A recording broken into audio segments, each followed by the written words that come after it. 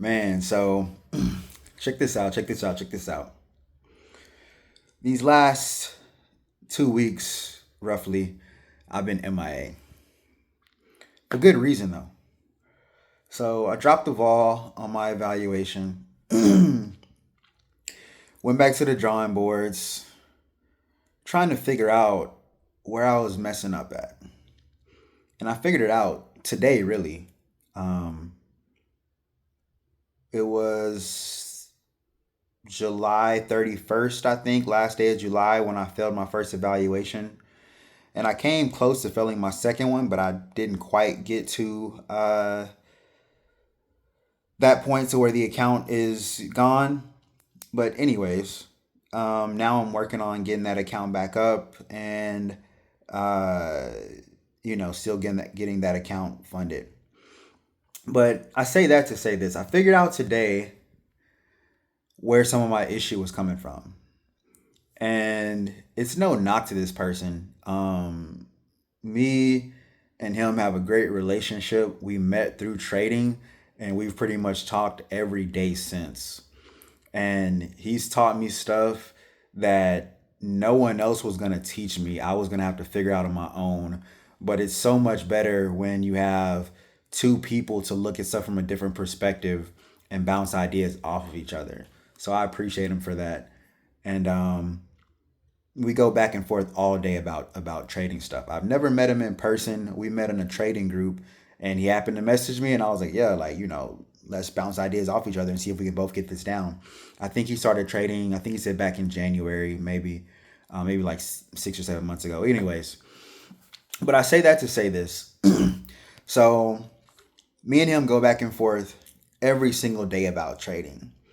A lot of stuff we agree on, but some stuff we don't agree on. And today was one of those days. So his trading style is more along the lines of get in right at the moment you get confirmation, do a market order. He's going to have a much larger stop loss and a much larger TP with a lower amount of contracts. So he might only do like maybe three to four contracts at a time. And that's the way that his mind operates, and that's what his tolerance can handle as far uh as kind of his wins and his losses, and his anxiety levels as far as his trading.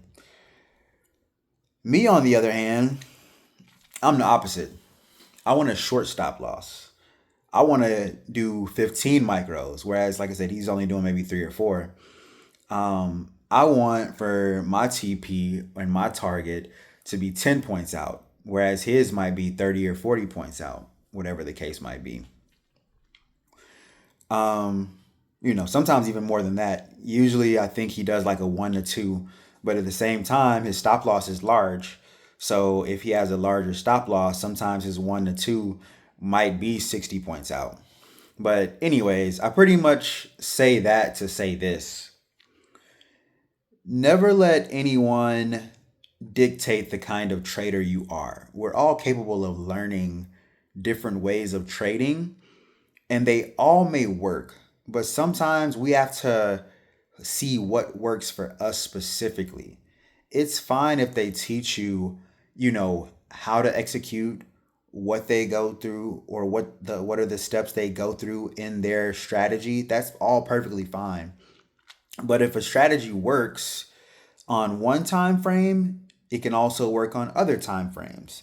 If a strategy works on a longer time frame, then usually it's going to be for a longer trade. If a strategy works on a longer time frame, it should also work on a shorter time frame. So depending on how you want to be and what you choose to go and what you choose to be in the sense of a trader, it all works the same.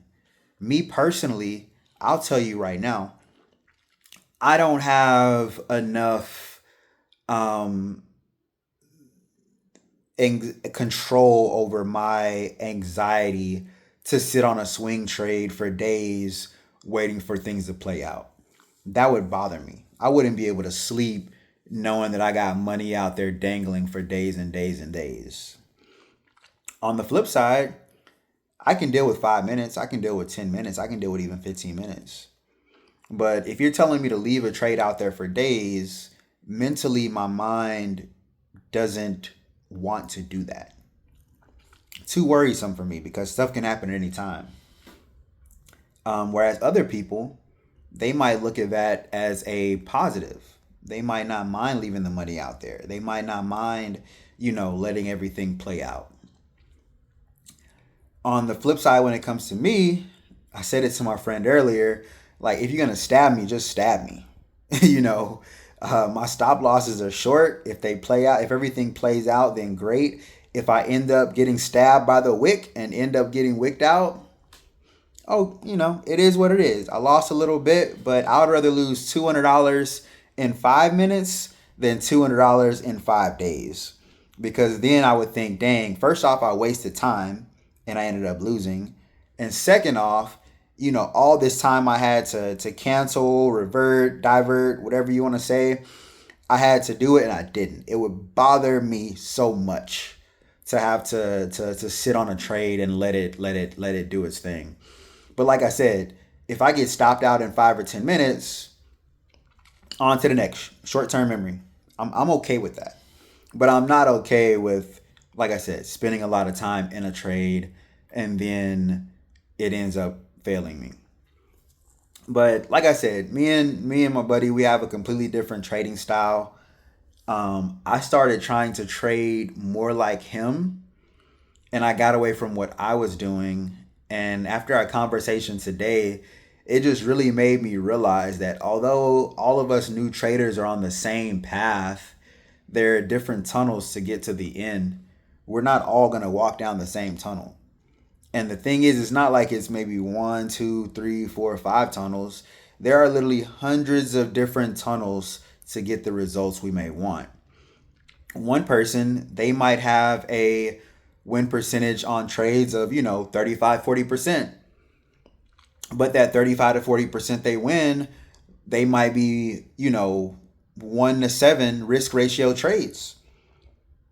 So that's phenomenal if you're able to get 30% on a consistent 1-5, 1-6, 1-7. Somebody else, their win percentage might be closer to 50 or 60%.